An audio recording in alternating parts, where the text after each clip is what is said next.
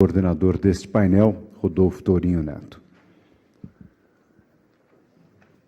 O segundo painel trata do tema O futuro do abastecimento de água na macrometrópole de São Paulo.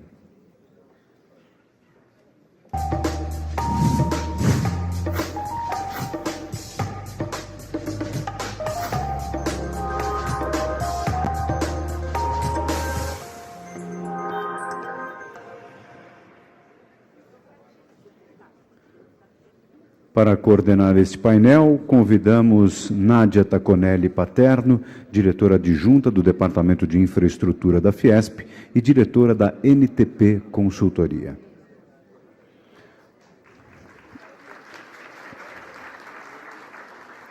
Como debatedores, José Eduardo Cavalcante, membro do Conselho Consultivo do Instituto de Engenharia.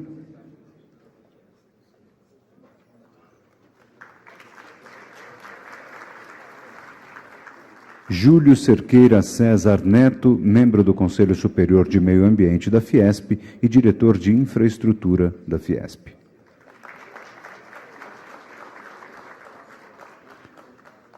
Como palestrante, Juliano Savioli, deliberador, chefe de gabinete da Superintendência do Departamento de Águas e Energia Elétrica, da AE.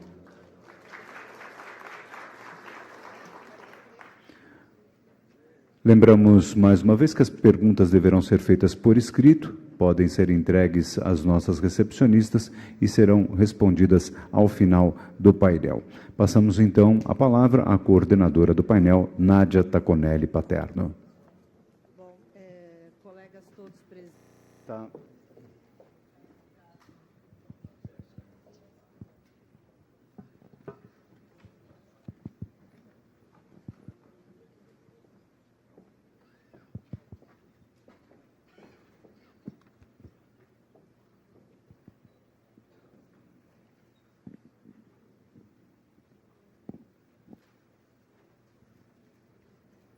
Bom dia a todos. A Fiesp agradece a presença e o interesse de todos os colegas de saneamento e até de outras áreas que a gente encontrou por aqui.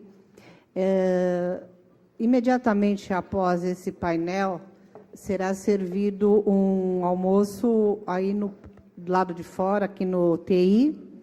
E esse painel vai ser um pouco diferente no formato dos que foram até então. Nós vamos ter a apresentação do DAE, que gentilmente atendeu ao nosso convite. Agradecemos ao Juliano. E depois vamos ter uma complementação técnica de quem a gente considera dois excelentes especialistas da área.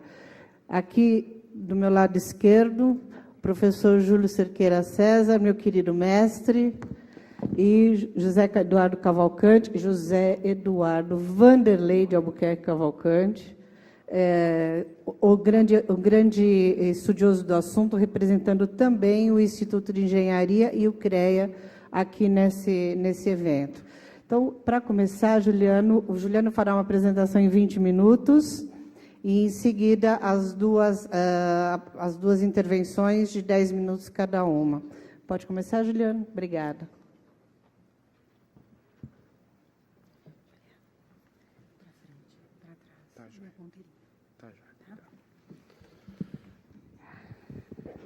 Bom, em primeiro lugar, bom dia a todas e a todos. Quero dizer da honra que é para mim estar aqui hoje, inclusive por ser o único não engenheiro aqui do painel. Então, faço questão de agradecer em nome do DAE, em nome do superintendente engenheiro Alceu, que não pôde estar aqui hoje, o convite que me foi formulado pela Fiesp, e apresentar para uma plateia tão dileta e tão qualificada o plano diretor de aproveitamento dos recursos hídricos para a macrometrópole paulista. Então, em primeiro lugar, é interessante dizer o que é, para as finalidades do estudo, essa macrometrópole paulista. É claro, a região metropolitana de São Paulo, grosso modo a bacia do Alto Tietê, a região metropolitana de Campinas, a região metropolitana da Baixada Santista, o litoral norte, aliás, grande parte da região metropolitana do Vale do Paraíba e Litoral Norte, recém-aprovada aí pela Assembleia Legislativa, mais aqui a região de Sorocaba, Médio Tietê, a região de Piracicaba, das bacias do PCJ e até lá em cima a região de Araras.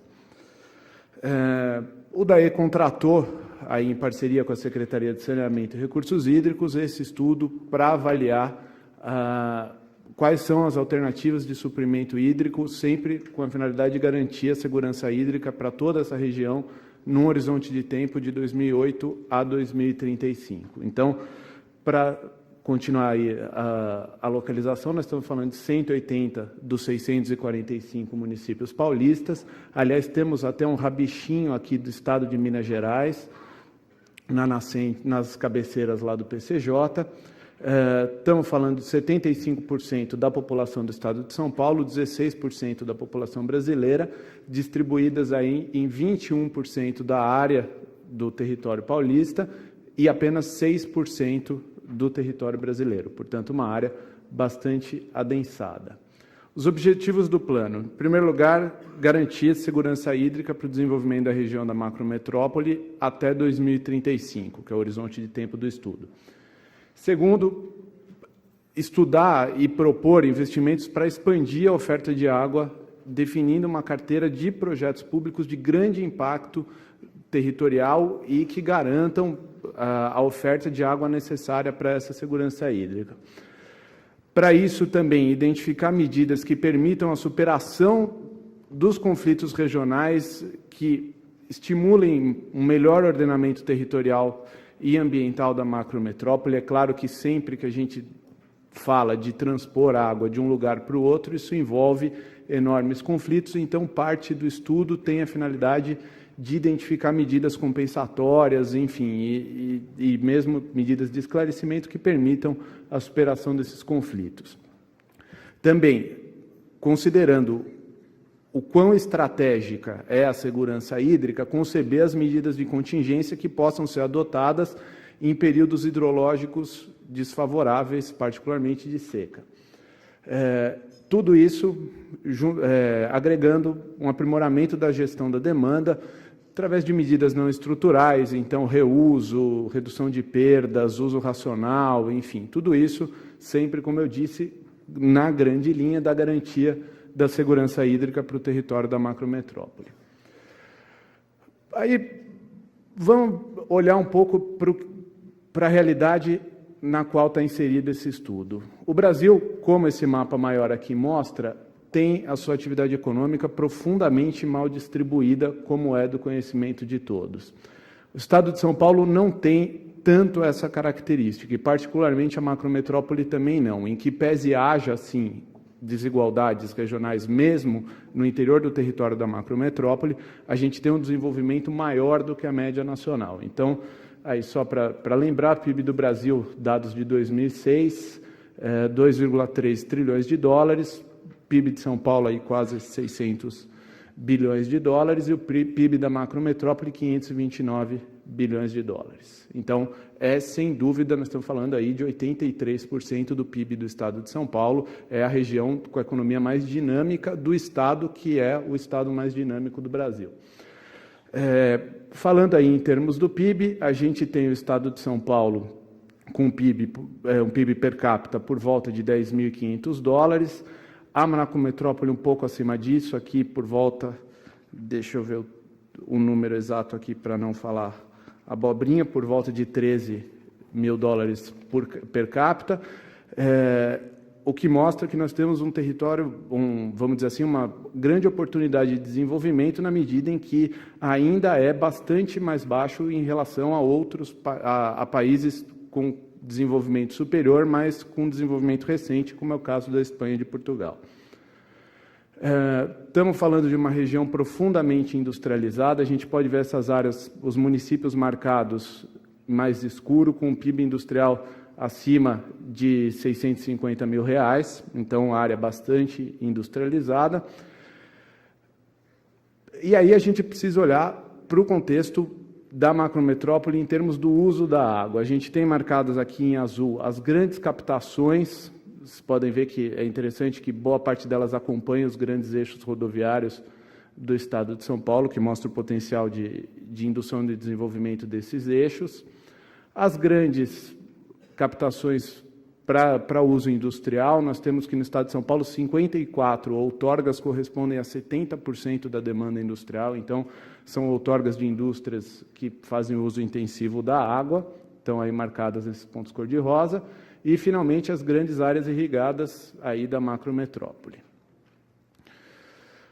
Por que eu digo que a macrometrópole é um território favorável aí para o desenvolvimento? Em primeiro lugar, porque ela tem, ou seja, quais são as vantagens locacionais que a macrometrópole tem? Em primeiro lugar, ela tem a logística mais desenvolvida e a infraestrutura logística mais desenvolvida do Brasil. Nós temos as grandes estradas do estado de São Paulo, que estão frequentemente aí nos levantamentos feitos pela Confederação Nacional de Transportes qualificadas como as melhores do Brasil. Nós temos uma enorme concentração de aeroportos, salvo engano, nós estamos falando de 8 aeroportos no território da macrometrópole, claro, alguns maiores, outros menores, e estamos falando de 2 grandes portos, um deles o maior do Brasil, como foi mostrado naquele vídeo aí no início do seminário, o Porto de Santos e o Porto de São Sebastião, aqui no litoral norte. Além disso, nós temos no território da macrometrópole alguns dos grandes tecnopolos do Brasil. O primeiro deles, fora do território da macrometrópole, mas muito próximo deles, que é São Carlos, com a Universidade Federal de São Carlos, o campus da USP naquele município, o seu parque de manutenção de aviões, enfim, de serviços de alto valor agregado, de alta tecnologia. Segundo lugar, Campinas, também aí com a sua tradição universitária, a Unicamp, a PUC de Campinas, sua indústria de alta tecnologia francamente desenvolvida aí, que se liga a São José dos Campos, outro dos tecnopolos do estado de São Paulo, também com uma tradição acadêmica muito forte pelo ITA, pela Embraer, pela famosa rodovia do Silício, né, que é a Dom Pedro, e, é claro, a área mais tradicional de desenvolvimento industrial, aqui a região metropolitana de São Paulo. A partir dessas vantagens locacionais, é possível identificar quais são as áreas dinâmicas para o crescimento econômico da macrometrópole, ou seja, quais são as áreas em que a gente identifica alto potencial de crescimento para o território da macrometrópole.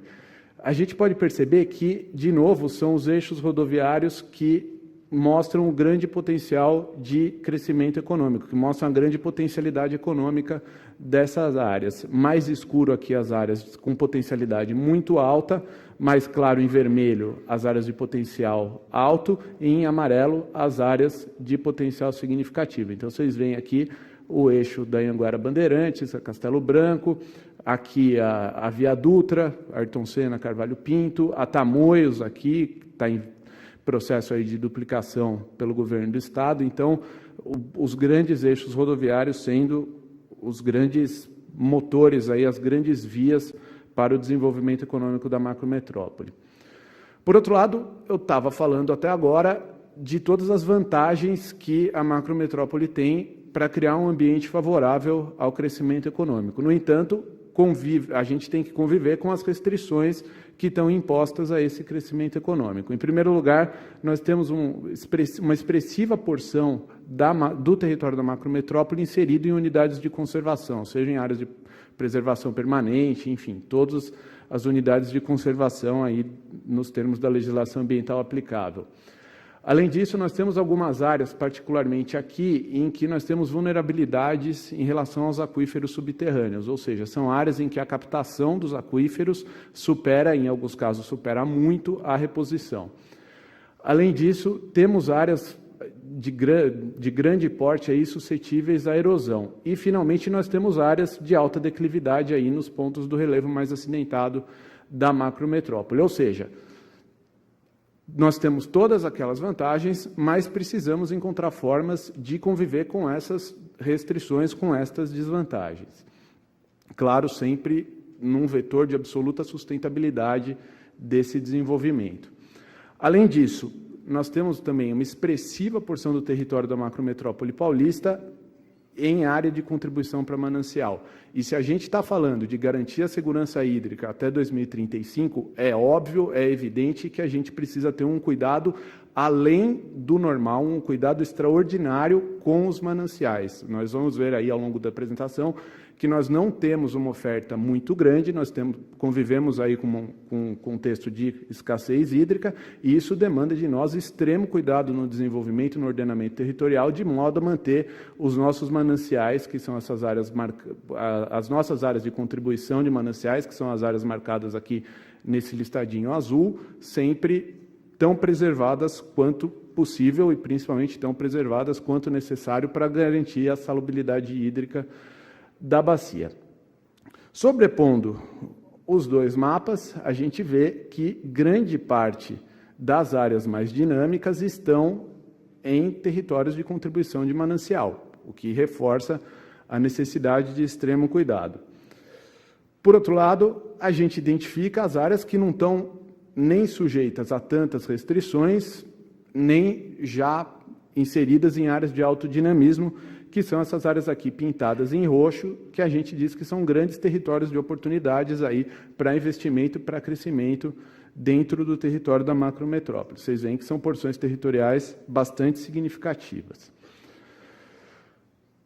Olhando para a macrometrópole, quando a gente está falando de segurança hídrica, a gente primeiro precisa pensar o que vai ser feito da população. Então, da onde a gente sai e aonde a gente estima chegar no horizonte de tempo do estudo. Então, a gente sai de uma população projetada aí perto de 30 milhões de pessoas e projeta chegar em 36,3 milhões de pessoas em 2035. Desses, é interessante notar que a área que mais contribui, a UGRE, né, a unidade de recursos hídricos que mais contribui para esse crescimento populacional, ainda é o Alto Tietê, contribuindo aí com 3,4 desses 6,3 milhões. Depois o PCJ, as bacias dos rios Piracicaba, Capivari e Jundiaí, contribuindo aí com mais de 1 milhão de pessoas em termos de incremento populacional. E aí, entre as outras UGRES, nós temos números menores, mas ainda números significativos de crescimento populacional. A gente pode ver essas UGRES aqui nessas linhas, vocês percebem que elas são praticamente retas, diferentemente da linha do Alto Tietê, que tem, vamos dizer assim, uma inclinação bastante acentuada e um pouco menos acentuada aqui. Aliás, desculpa, o do Alto Tietê aqui e a do PCJ aqui. Já olhamos para o que vai acontecer com a população, precisamos olhar com a demanda de água. Nós temos que estimamos para 2035 um incremento, aí, um delta de 60 metros cúbicos por segundo em termos de demanda de água, distribuídos 25 metros cúbicos para uso urbano, que é o uso mais intenso aqui na região da macrometrópole, ao contrário do Brasil, uso industrial 17 metros cúbicos e irrigação 18 metros cúbicos por segundo. É interessante notar que o peso relativo de cada um dos três usos da água aqui se mantém relativamente estável. A gente tem um pequeno aumento no caso do uso para irrigação, mas muito pouco, praticamente desprezível esse crescimento. A gente está falando de aproximadamente 20% para uso na agricultura, na irrigação, 30% na indústria e 50% para uso urbano. Sempre lembrando que nós estamos falando da região mais populosa do Brasil, né? Muito bem. Então, estamos pensando em segurança hídrica. O que nós vamos fazer? O estudo pegou o período hidrológico de maior criticidade de que se tem notícia na série histórica paulista, que é o período hidrológico de 1950 a 1955, e aplicou os dados disponíveis à demanda atual. Claro, quando estou falando atual, estou falando de 2008, aplicou esses dados desse período crítico para a demanda atual de água e identificou onde houve falhas. Nós tivemos, em todo esse território laranja, nós tivemos falhas, sempre divididas, as que estão marcadinhas em azul para uso urbano, vermelha industrial e verde irrigação. Em alguns pontos do território analisado, nós tivemos, por exemplo, aqui, falhas nos 3 usos da água, ou seja, faltou água para irrigar, faltou água para a indústria, aqui para a dona da casa produzir, e faltou água para todo mundo beber, cozinhar e tomar banho em casa. Vejam que são justamente as porções do território que têm maior dinamismo econômico que apresentaram as falhas. Como é que isso foi feito? Aí vamos olhar para as falhas. Quais foram os índices de falha? Olhando para a demanda total, de novo, aplicando o mesmo período hidrológico, nós tivemos aí um atendimento de 56%, ou seja, a falha por volta de 44% no período mais crítico, aqui por volta do meio do ano de 1954. Se a gente for olhar para a demanda urbana, é ainda pior. Nós estamos falando de 49% de falhas, e percebam que falhas por períodos bastante prolongados ao longo do período estudado. Então, se a gente enfrentasse 5 anos de seca, como foi enfrentado na década de 50, a gente teria longuíssimos períodos de falhas gravíssimas em termos de atendimento urbano. E se a gente olhar para o município de São Paulo, é ainda pior, nós estamos falando de 60% de falha, de atendimento seguro só de 40% da demanda, o que alguns engenheiros que me ajudaram aí na preparação da apresentação dizem que é puro terrorismo hídrico. Então, vocês imaginem o que é falar de 60% de falha, o tamanho, isso já passa de rodízio, isso já é um racionamento extremo de água que impõe para nós extremo cuidado no planejamento aí da oferta de água para garantir que minimamente, claro, acho difícil que se esteja sempre preparado para qualquer cenário, mas que se esteja minimamente preparado para que a gente tenha medidas de contingência aptas a oferecer um apoio, oferecer um mínimo de segurança para evitar uma situação de caos como essa aqui. Imaginemos o impacto que isso teria no crescimento econômico do Brasil. Eu falo que o apagão de 2001 seria um verdadeiro piquenique perto do que seria uma época de seca como essa. Então, a partir disso tudo, foi elaborado um diagnóstico situacional que constatou, em primeiro lugar, que as captações de água e lançamentos de esgoto nas bacias que estão dentro do território da macrometrópole estão extremamente dispersas, ou seja, se tem muitas captações, muitos pontos de lançamento de esgoto.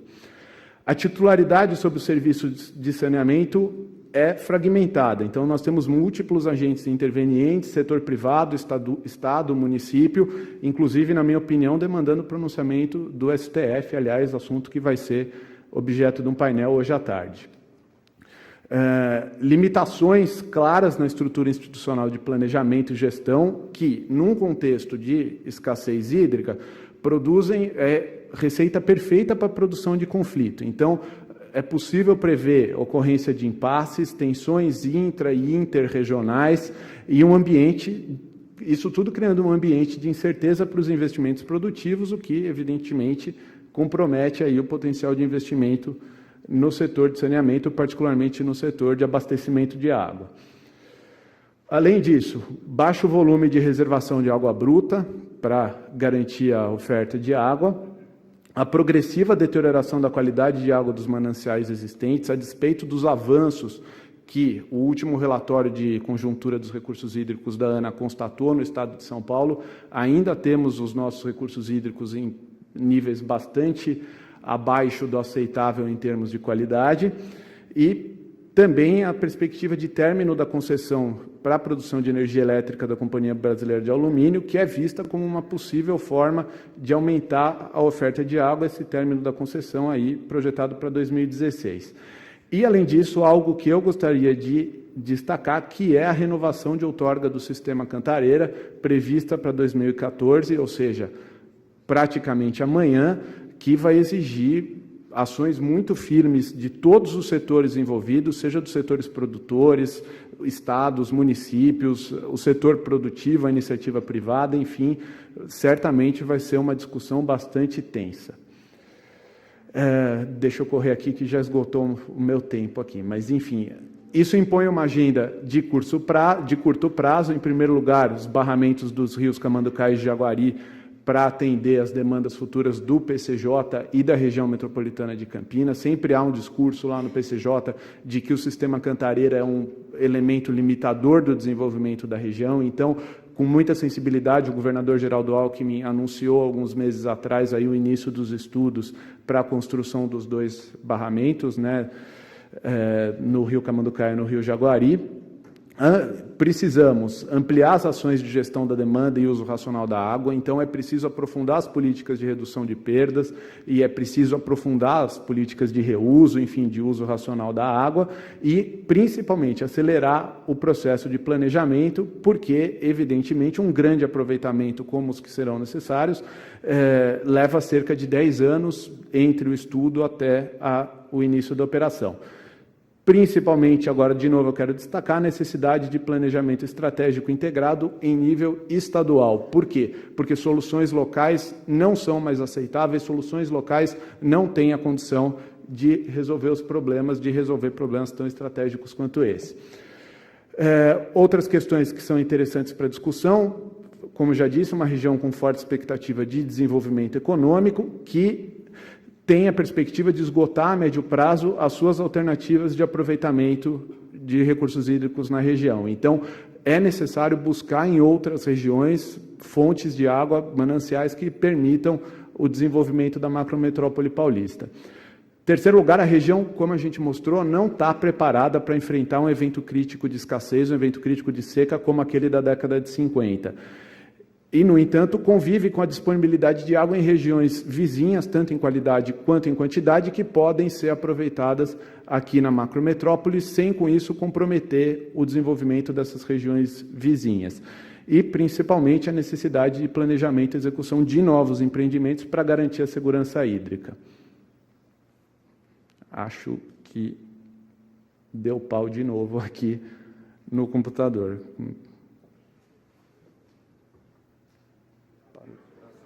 Passou. Enfim, para isso, dentro desse estudo, o DAE, com as empresas que estão executando o estudo, tem estudado toda uma grande gama de possíveis aproveitamentos, alguns já descartados, esses marcados em vermelho aqui, Capivari Monos por conta de altíssimas restrições ambientais, e Barra Bonita Guarani por conta de problemas na qualidade da água. Os outros todos ainda estão na agenda, ainda está em curso o estudo como possibilidades de fontes de suprimento hídrico para o futuro da macrometrópole.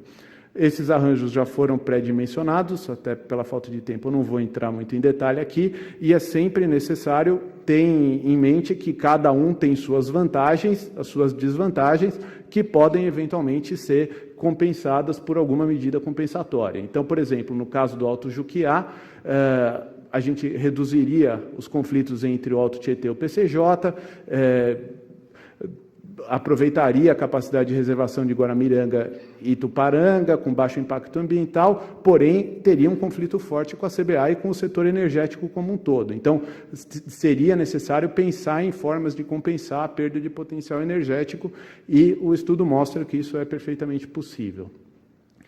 Então, para concluir, em primeiro lugar, necessidade de aumento da capacidade de suprimento de água bruta para garantir as condições de desenvolvimento e segurança hídrica. Como a gente viu, os mananciais hoje existentes não têm capacidade para garantir o suprimento da demanda projetada para 2035. O esgotamento absoluto das soluções locais, então a necessidade de soluções integradas, com o governo do Estado sendo o grande indutor da busca dessas soluções, discutindo-as amplamente com todos os setores envolvidos, municípios, ambientalistas, o setor produtivo, a iniciativa privada como um todo. Necessidade de aumento do volume de água bruta reservada e disponível para a macrometrópole. A decisão em relação a novos aproveitamentos de grande porte não é, como eu disse, não é possível pensar em soluções pequenas, porque o problema é muito grande, então ele precisa ser atacado com os grandes aproveitamentos e, fundamentalmente, promover um aprimoramento institucional de todos os entes envolvidos para coordenar melhor a alocação da água, então trabalhar melhor com os comitês de bacia, que muitas vezes enfrentam o processo de paralisia decisória, pactuar e aplicar as novas medidas de contingência para enfrentar as situações de escassez hídrica e, finalmente, incrementar a capacidade de investimento do sistema. E aí eu acho que a cobrança pelo uso da água pode ser um fator indutor disso, claro, uma das formas de incrementar a capacidade de investimento do sistema. Então, agradeço a todos, uma vez mais agradeço a Fiesp, peço desculpas aí por ter excedido o tempo que me foi outorgado e a gente está à disposição para discutir. Obrigado.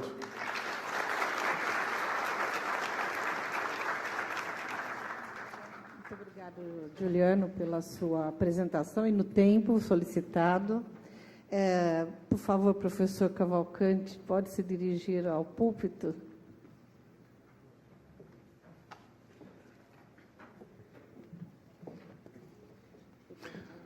Boa tarde a todos. Em primeiro lugar, dizer que eu não sou professor, não, sou apenas engenheiro. Não, mas é meu professor. Não, o seu professor é o Júlio. Os dois. Não quero deixar ninguém enciumado. Bom, parabéns ao doutor Deliberato, apesar de não ser engenheiro, sou advogado, exprimiu muito bem aí a preocupação com relação ao abastecimento de água da macrometrópole de São Paulo. Mas eu queria me ater, nesses meus comentários, à região metropolitana de São Paulo, que também é uma macrometrópole, dentro de outra macrometrópole, porque a região metropolitana de São Paulo tem 20 milhões de habitantes, 19,5 milhões de habitantes, e a macrometrópole toda, pelo que eu vi lá no gráfico, tem 30 milhões de habitantes, e com grande potencial ainda de crescimento. Eu quero dizer que a carência de água na região metropolitana de São Paulo, ela já se faz sentir, notadamente nos setores da Zona Oeste aqui da metrópole, por causa da deficiência dos sistemas alto e baixo Cotia, que não são capazes de suprir a demanda. Em toda a região metropolitana de São Paulo, já há um déficit já em 2010, já havia um déficit de 1,5 metros cúbicos por segundo. Em 2010, já demanda e oferta já estava desequilibrado. Quer dizer, em 2010 já havia um déficit de 1,5 metros cúbicos por segundo e que pode ampliar nos próximos 5 anos entre 3,4 e 5,8 metros cúbicos por segundo, considerando os cenários dirigido ou tendencial. Mas não está faltando água na região metropolitana, quer dizer, aparentemente não falta água na região metropolitana de São Paulo, por os seguintes motivos. A situação hidrológica é favorável e os mananciais dispõem de vazão superiores à vazão com 95% de garantia, o que 95%.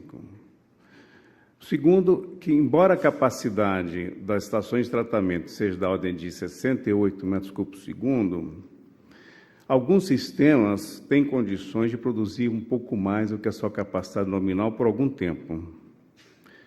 Depois, em terceiro, subsistem problemas de suprimento de água por limitações de capacidade ou falhas na adução em setores de abastecimento com um índice de regularidade de abastecimento deficiente, como os da Zona Oeste, por exemplo. Isso abrange 3,7 milhões de pessoas só aqui na região metropolitana, principalmente no município. Nessas condições, as vazões médias estimadas hoje, 65,5 metros cúbicos por segundo, produzida para o Sistema Integrado Metropolitano, atende à demanda, mas com limitações. É a chamada demanda reprimida. Então, o hiato entre a disponibilidade e demanda tende a se ampliar nos próximos 5 anos, podendo chegar, como eu falei, a 5,8 metros cúbicos por segundo. O governo de São Paulo já tem, há algum tempo, providenciado, naturalmente, a utilização de outros mananciais, né, como o manancial ainda do sistema alto Tietê, né, principalmente, mas somando todas as vazões disponíveis próximos aqui à região metropolitana, não é suficiente para atender a demanda futura, já em futuro a curto prazo. Então, pensou-se no manancial fora da região metropolitana, mais ainda na macrometrópole, que é o São Lourenço, o sistema produtor São Lourenço, cuja vazão disponibilizada é de 4,7 metros cúbicos segundo. Essa bacia do São Lourenço, ela tem uma capacidade maior de acúmulo de água na seção onde será feita a captação, da ordem de 18,6 metros cúbicos segundo. Só que grande parte dessa água está comprometida com o setor elétrico, uma vez que ela é utilizada, como chegou a falar, pela CBA, na produção de energia para a extração da bauxita. Está prevista uma PPP próxima para a captação e adução desses 4,7 metros cúbicos segundo para São Paulo, uma obra que vai demandar pelo menos 7 anos para ficar pronta, apenas 4,7 metros cúbicos segundo. E todos os estudos ambientais que foram feitos, o EIA-RIMA incluindo, considerou essa vazão outorgada de 4,7 metros cúbicos segundo, embora a disponibilidade hídrica seja maior, que, como eu disse, são águas energizadas, né? Mas é sabido, pelo planejamento dos recursos hídricos aqui na região metropolitana, que somente essa vazão outorgada não vai ser suficiente para atender a demanda de água já em futuro próximo da região metropolitana de São Paulo, principalmente se considerar as novas regras operacionais do sistema Cantareira, que certamente virão no bojo da renovação da outorga em 2014, ajustada de forma a assistir os municípios do PCJ, que resultarão na diminuição dos atuais 29,9 metros cúbicos segundo, que são transpostos de água específica da bacia do Jundiaí. Então, cabe a pergunta, por que não já se aproveitar de toda a capacidade de armazenamento da Cachoeira do França? É claro, existe a questão da outorga, fruto do contrato celebrado entre a ANEEL e a CBA, outorga essa que vai até 2016, quer dizer, depois de amanhã. 2014 é amanhã, mas 2016 é depois de amanhã. Mas e depois de 2016? O uso da água para fins potáveis não é hierarquicamente prioritário de modo a saciar a população? Em sendo assim, levando-se em conta também o prazo de conclusão desses sistemas, que é previsto para entrar em operação só daqui a 5 anos, em meados de 2017, o sistema produtor São Lourenço deveria ser, pelo menos ambientalmente licenciado, coisa que não foi, dimensionado e construído para toda a vazão de Q95, estimada em 22 metros cúbicos segundo, e não só os 4,7, que é insuficiente, será insuficiente, vai atender só aqui para ontem, não é para amanhã nem depois de amanhã, para ontem, os 4,7. Então, o que nós propugnamos é que o sistema, que todas as obras lineares, que são extensas, são 50 quilômetros de adução de água bruta, mais 30 quilômetros de adução de água tratada, seja ampliado já para que atenda essa vazão, para que depois de 2014, quer dizer, antes do término das obras, já esteja prevista, quer dizer, nós já tenhamos um novo sistema Cantareira, quer dizer, São Paulo está a precisar de um novo sistema Cantareira, é uma decisão estratégica, é uma decisão de Estado, é uma decisão de estadista, né? Com relação ao usuário atual, o CBA, poderá adquirir, sem grandes problemas, energias em equivalente no mercado, naturalmente sem prejuízo das indenizações e compensações que, porventura, tenha direito. Aliás, o mesmo fará a Sabesp na energização do seu sistema São Lourenço. Muito obrigado.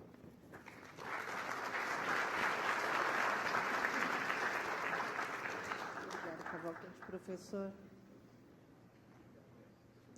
Meu professor, eu só queria deixar informado a todos que as apresentações vão estar disponíveis no site da Fiesp, acredito que até quinta-feira. Pois é.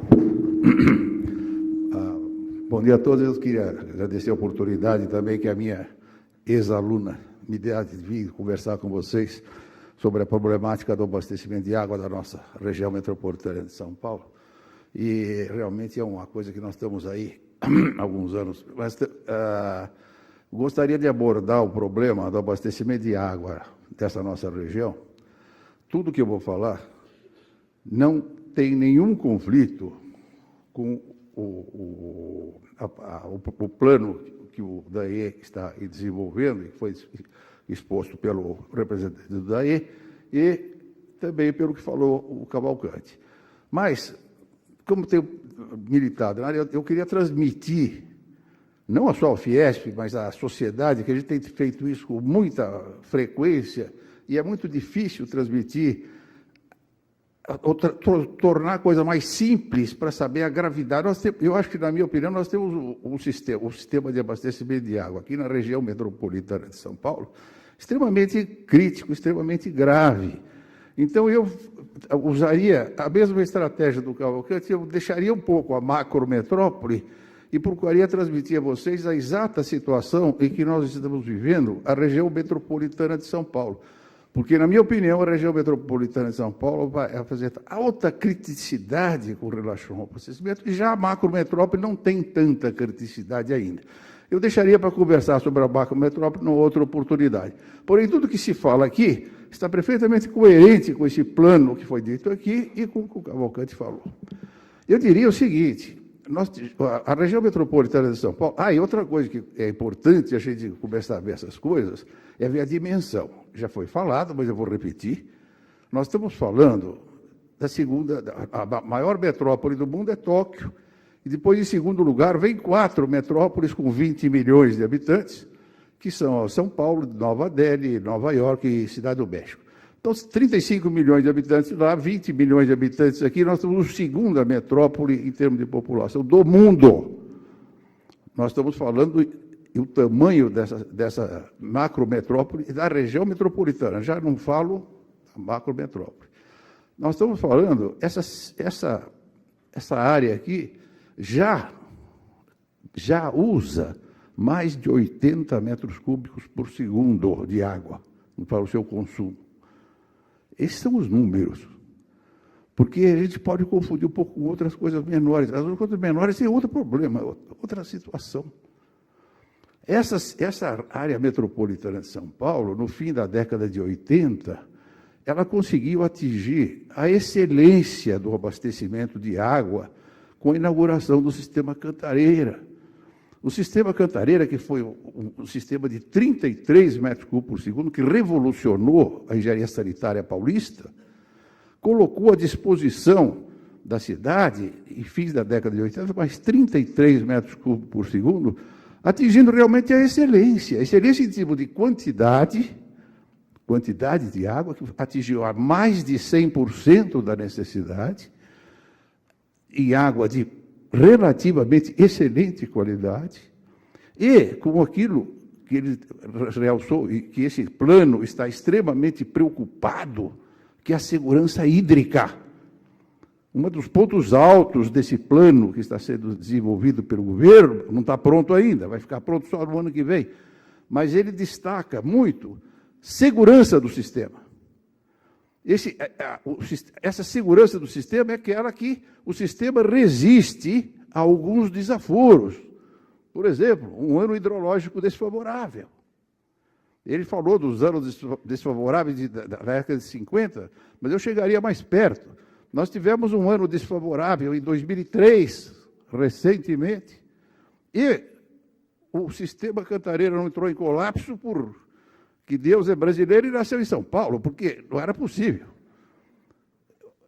Estava à beira do colapso o sistema Cantareira, em 2003. Se discutiu muito a necessidade de racionamento. Não, depois de uma discussão definitiva sobre ou faz o racionamento ou não, 3 dias depois começou a chover. E fomos salvos pelo gongo, o que não quer dizer que não estemos sujeitos a outras ocorrências desse tipo. Só para dar alguns números. Então, nós chegamos à excelência do sistema, com 100% de abastecimento, com alta segurança hídrica, porque o sistema aceitava desaforos, e alta qualidade da água. Bom, de lá para cá, nós chegamos em 2003, quando houve esse colapso, 2003, 2002, por aí, há 10 anos atrás. Qual era a situação do abastecimento de água nessa região? Disponibilidade dos nossos mananciais, 66 metros cúbicos por segundo. Demanda, 66 metros cúbicos por segundo. Então, há 10 anos atrás, o sistema estava relativamente equilibrado. Foi exatamente quando houve esse eventualmente colapso que poderia ter havido. Por quê? Porque o sistema não tinha nenhuma segurança. Não é 10 minutos? Não tinha nenhuma segurança. Então, o que acontece? Chegamos em 2004, 2005 com equilíbrio. Passaram-se 10 anos. Hoje, qual é a situação em 2012? Nós estamos com 10% a 15% de deficiência dos nossos mananciais em relação à demanda. Nós estamos falando em 2 a 3 milhões de pessoas que não têm água. E o que nós temos de providências para superar essa situação? Os 4,7 metros cúbicos por segundo que o Cavalcante acabou de falar. Então, a nossa deficiência hídrica hoje é quase de 10 metros cúbicos por segundo, e a única providência que existe em curso é uma provável início de obras no ano que vem para mais 4,7 metros cúbicos por segundo, que ficarão prontos, estarão à disposição daqui a 7, 8 anos. E, portanto, esses 10% a 15% estarão já ampliados de bastante, porque nós não vamos ter nenhum aporte nos próximos 6 ou 7 anos. Então, essa é a gravidade do problema. Nós não temos nenhuma providência concreta de substituir isso. E, evidentemente, a segurança hídrica do nosso sistema, que já era nenhuma, nesses próximos 8 a 10 anos, ela vai, provavelmente, estar bastante crítica. Nós temos que realmente conversar com as pessoas responsáveis. Da nossa parte, temos feito isso através aqui da nossa participação na Fiesp, que é uma entidade extremamente importante da sociedade civil, mas temos feito isso também no Instituto de Engenharia, que é uma outra instituição de grande respeitabilidade, para conversar um pouco com as autoridades responsáveis e verificar como é que nós vamos ultrapassar esses 5 ou 6 anos, ou 10 anos, até que, e mesmo esses 4,7 não vão resolver nada, porque é muito menor do que nós precisamos. Nós vamos chegar, no fim daqui, com uma situação muito, muito crítica. Isso que eu gostaria de transmitir a vocês.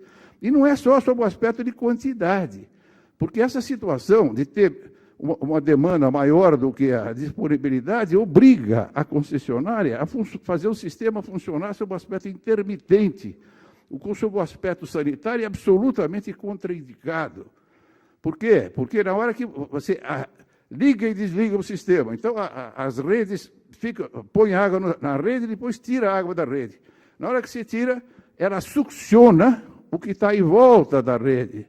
E o nosso solo está extremamente contaminado.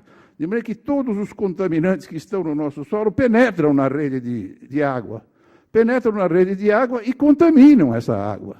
Então, esse sistema intermitente, que nós estamos com ele já há alguns anos e provavelmente vamos continuar por muito mais anos, compromete muito a qualidade da água que já está na rede e, portanto, já foi tratada. E não é só isso. Um outro aspecto que nos preocupa muito com relação a esse programa é o problema da qualidade. Nós temos hoje mananciais que podemos dizer de águas de mais ou menos médias e péssima qualidade. E os nossos sistemas de tratamento de água que ainda são usados são aqueles com aquela tecnologia de 120 anos atrás.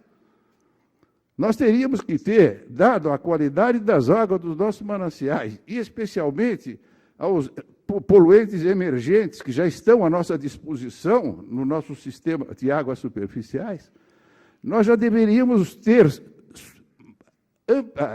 superado essas estações de tratamento convencionais que nós temos aqui, que não retêm esses poluentes que modernamente já estão à nossa disposição e são ultrapassados nesse sistema e vão diretamente para a rede. Nós temos que usar sistemas de tratamentos avançados, que também não estamos fazendo. E seria interessante que passássemos a nos preocupar com eles. De maneira que essa é a situação. Nós temos uma alta criticidade no nosso sistema da região metropolitana de São Paulo, em termos de qualidade e em termos de quantidade. E seria muito prudente, porque nós não estamos fazendo isso. Quando eu falo nós, eu não vou criticar A, B ou C. É a sociedade que vive aqui, da qual eu me sinto parte, o governo faz parte, as instituições fazem parte, e nós temos que tratar isso de forma conjunta, e da nossa parte nós estamos à disposição. Obrigado.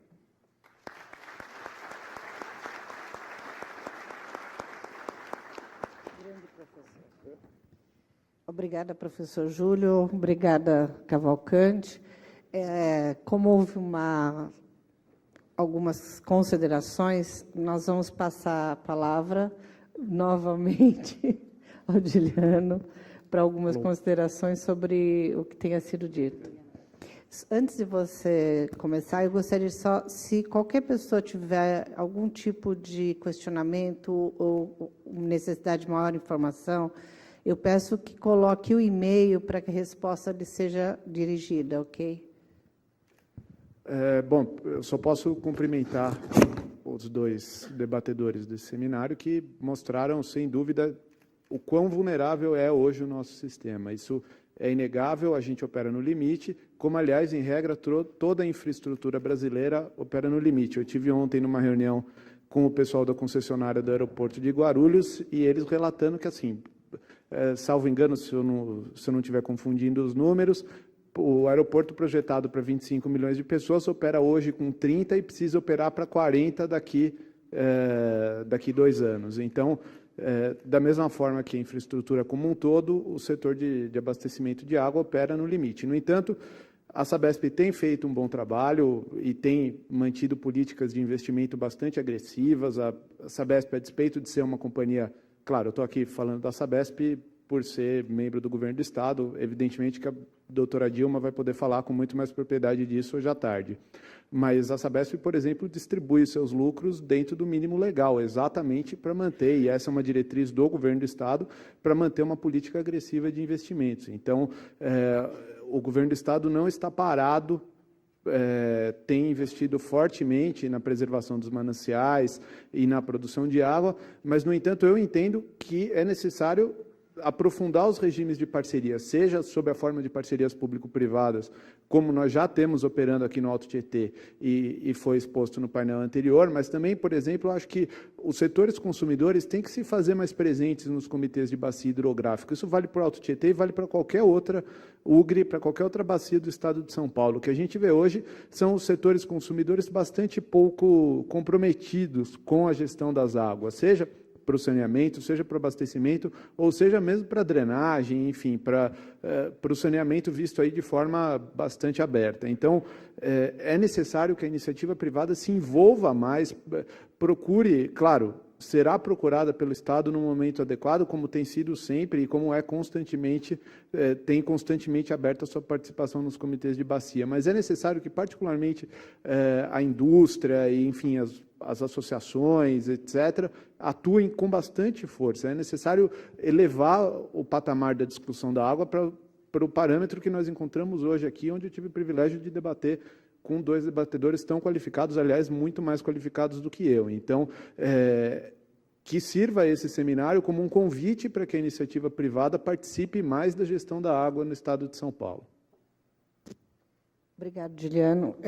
Na verdade, esse é o objetivo real do seminário, do Departamento de Saneamento da Fiesp, é promover e provocar ações.